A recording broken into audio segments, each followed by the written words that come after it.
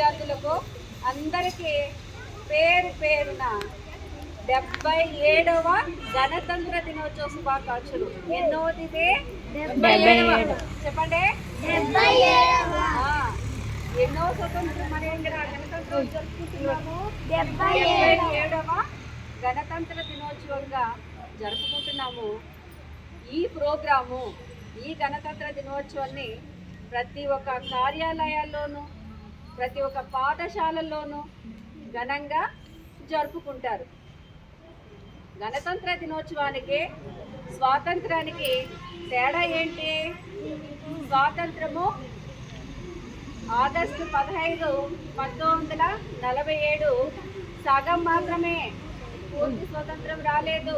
అంటే బ్రిటిష్ వాళ్ళు మన దేశాన్ని వదిలిపెట్టి వెళ్ళలేదు. ఇంకా మనకి ఇబ్బందులు పెట్టిస్తున్నారు. మన ఉద్యమ నాయకుల్ని ఇంకా ఇబ్బంది పెట్టిస్తున్నారు.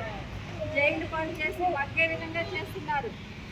మళ్ళీ 1950 26వ తేదీన బ్రిటిష్ వాళ్ళు మన దేశాన్ని వదిలి వెళ్ళిపోయారు. కాబట్టి ఈ స్వేచ్ఛతో ఘనంగా మనము గణతంత్ర దినోత్సవంగా చేసుకుంటున్నాం.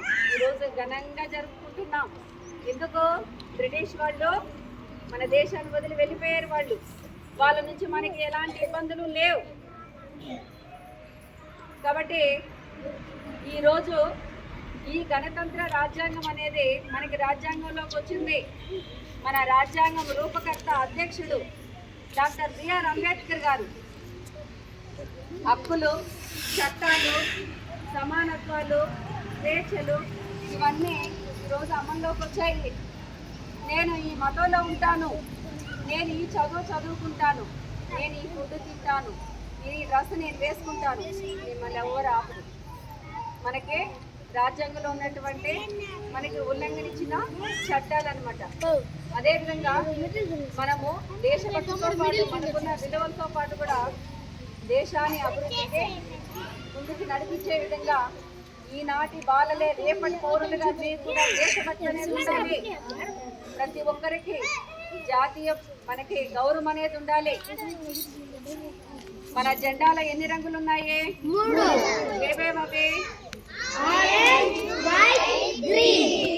మతాలు కూడా ఎన్ని ఉన్నాయి? 3 మతాలు. ఏవేవవి?